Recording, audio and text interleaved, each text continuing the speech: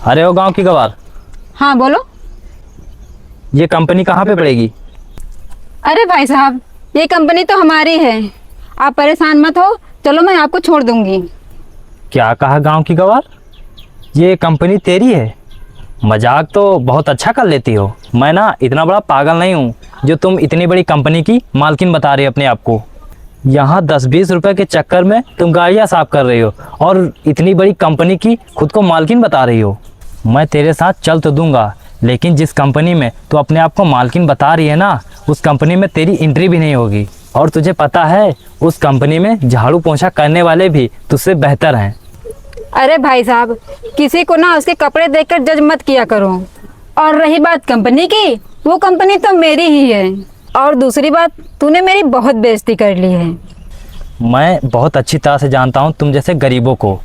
और तुम लोग यहाँ रोड पर गाड़ियाँ ही साफ करती हो और अच्छा लड़का देखा नहीं कि बस शुरू कर दिया अपनी बातों में फंसाना।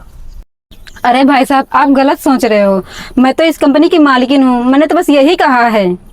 तू इतनी बड़ी पागल है क्या? अभी भी नींद में है? तू इस कंपनी को अपना बता रही है?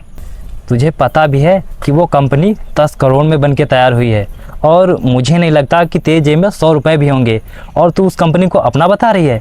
मैं तुझे इतना बड़ा बेवकूफ़ दिखता हूँ? चलो ठीक है, मेरी जेब में 100 रुपये नहीं है, लेकिन तुम बस इतना बता दो कि उस कंपनी में करने क्या जा रहे हो तुम। तुझे पता नहीं है कि आज मेरा उस कंपनी में इंटरव्यू है और उस कंपनी का जो मैनेजर है वो मेरा दोस्त ही है। उसने ही मुझे इंटरव्यू के लिए बुलाया है और वहाँ का जो ऑनर है वो कहीं बाहर गया हुआ है, इसीलिए मेरे दोस्त ने इस टाइम मुझे बुलाया है। और मैं तेरे मुँह क्यों लग रहा हूँ? लगता है मुझे आज इंटरव्यू के लिए लेट ही हो जाएगा। अरे तुझे पता हो तो बता दे ये कंपनी कहाँ पर है? अब उस कंपनी का एड्रेस जानकर तुम्हें कोई फ़ायदा नहीं, क्योंकि तुम्हारा इंटरव्यू तो यही हो गया है और मेरे उस कंपनी में तुम्हारे जैसे बदतमीज लोगों की कोई जगह नहीं है। तू बोल तो ऐसे रहे जैसे उस कंपनी की मालकिन तू ही है। तू बस गाड़ी साफ कर और यही कर, उस कंपनी के बारे में सोचना बंद कर।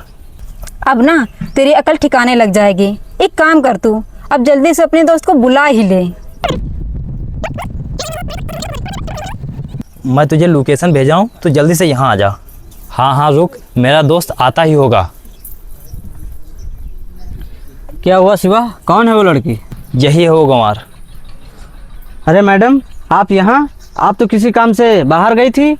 अरे हाँ रोहित, जिस काम से मैं बाहर गई थी ना, तो वो काम खत्म करके मैं घर ही जा रही थी। अरे वो रोहित, हमसे गाड़ी पे थोड़ा सा पानी गिर गया था, बस मैं वही साफ कर रही थी। मेरा ड्राइवर शॉप पे गया है थोड़ा सामान लेने के लिए, और इसी बीच में ये आपका दोस्त आ गया और हमसे कंपनी का एड्रेस पूछने लगा। और मैंने इससे बताया कि मैं इस कंपनी की मालकिन हूँ, तो ये उल्टा हमसे ही बहस करने लगा, मानने को तैयार ही नहीं। क्या ये सच में मालकिन है?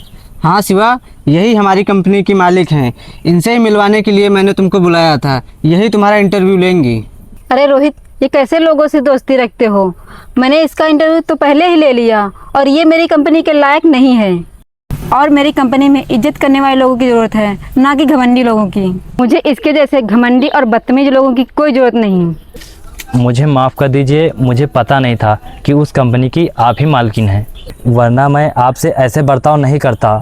और रोहित, तुझे तो पता ही है कि मेरे घर के हालात कैसे हैं। जब से मेरे पापा का ऑपरेशन हुआ है ना, तब से मेरे ऊपर कितना कर्जा हो गया है।